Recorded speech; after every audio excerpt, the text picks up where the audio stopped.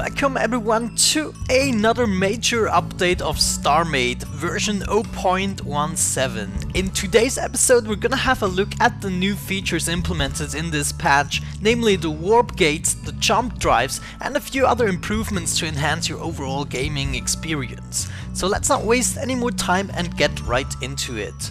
First up, Schema has finally introduced Orb Gates into the official version. The warp technology in form of a stationary gate enables players to teleport up to 8 star systems or 128 sectors far to another warp gate linked up with the first station.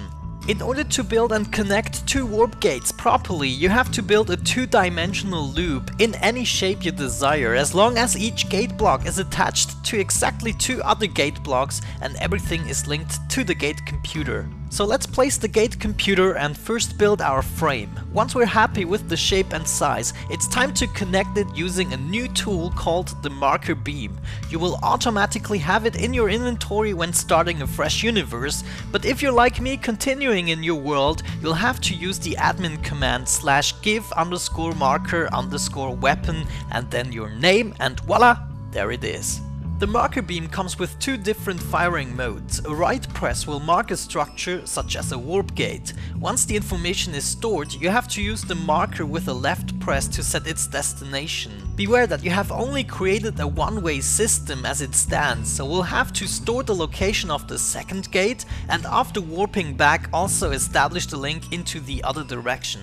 Once passed through, your ship will take 2 seconds to warp, and depending on the mass you'll need more or less energy.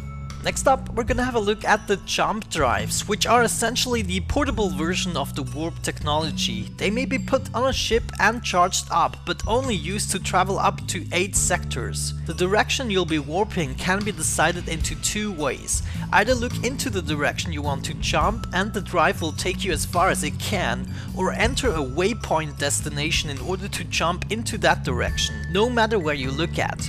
If your destination is within the 8 sectors limit, you will be teleported directly there. Jump drives have to be placed on a ship like any other weapon or effect. It will appear in the weapons panel for you to put on your hotbar. To charge you have to hold the left mouse button in flight mode and after it is charged press right click to jump. After one jump there is a cooldown of currently 10 seconds before it may be used again. Now that we know about the major features in this update, let's have a look at some smaller but also very useful changes. For instance, the copy-paste feature has been enhanced with a save load functionality. Now, once you copy something, you may decide to save it as a template for you to use anytime you want in the future. Never has modular building been this appealing in Starmade. Next up, we find a new control for ships in this patch, namely you can now use the V key in order to cancel any of your mouse movements, making it much easier to bring very large ships to a complete halt. Another very appreciated upgrade are the filters for storage blocks. You can now make a list of which blocks and how many of them to take each cycle from another storage. Once in the storage block, click on the filter button and choose your configuration. Blocks will be taken from inventories that are connected with V. This will now finally make it possible to create insane crafting systems where everything goes where it belongs. But that's not all, guys. Each storage block and factory can be toggled on and off now, giving you even more control over your crafting and sorting systems. To top the whole thing, Schema now made it possible for storage blocks and factories to interact with the logic system, thus making you the master of what's going on in your factories with the simple R-click of a block. Awesome. Moreover, Oculus Rift support is now finally here. Yay, ready for a whole new experience?